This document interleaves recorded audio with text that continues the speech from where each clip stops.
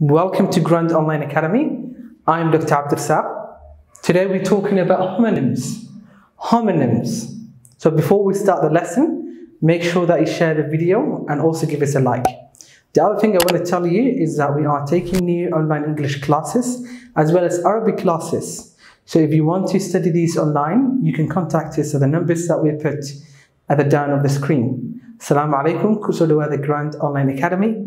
Maanta waxaan ka hadlaynaa homonyms. Homonyms. This is a very important topic.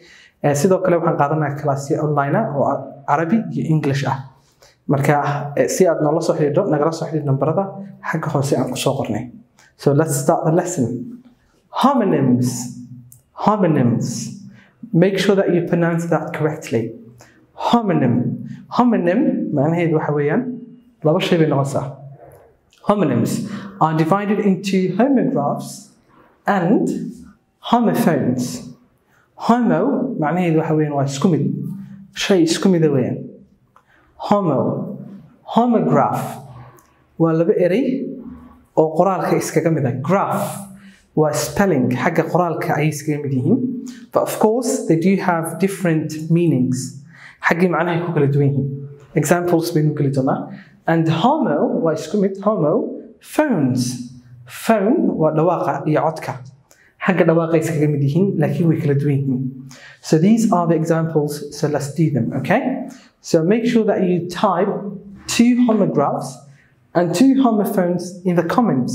qaybta comments ka markaad imika fahanto waxaad soo qori doontaa homograph iyo homophone.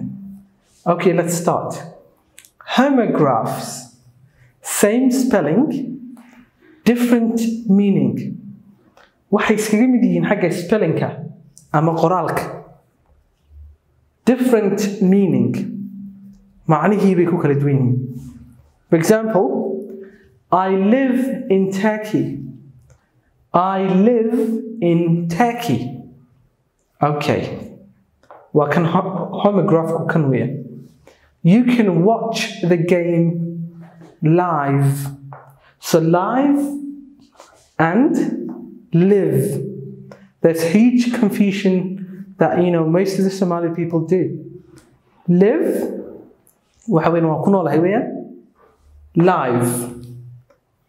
Live waa marka ciyaar ama game ama anything oo xagga la tacalluqa broadcast. TV-yada, radio-yada waxaas oo waxa way qana live. معناه waxa weeyaan imika studio-ga ka dhacaya shaygaasi imikana dadku way maqlayaan. So that's called live. Waa si toos ah u dhageysanaysaa shayga. I live in Turkey. You can watch the game live. So live and live, they have the same spelling. حاجة spelling waa iskaga mid. Different meaning. معناهينا way ku kala duwan yihiin. And also they do have different pronunciations. حاجة dhawaaqana way ku kala duwan yihiin. Live, live. So you see the difference. So that's homograph. There are millions of homographs. You can find them online.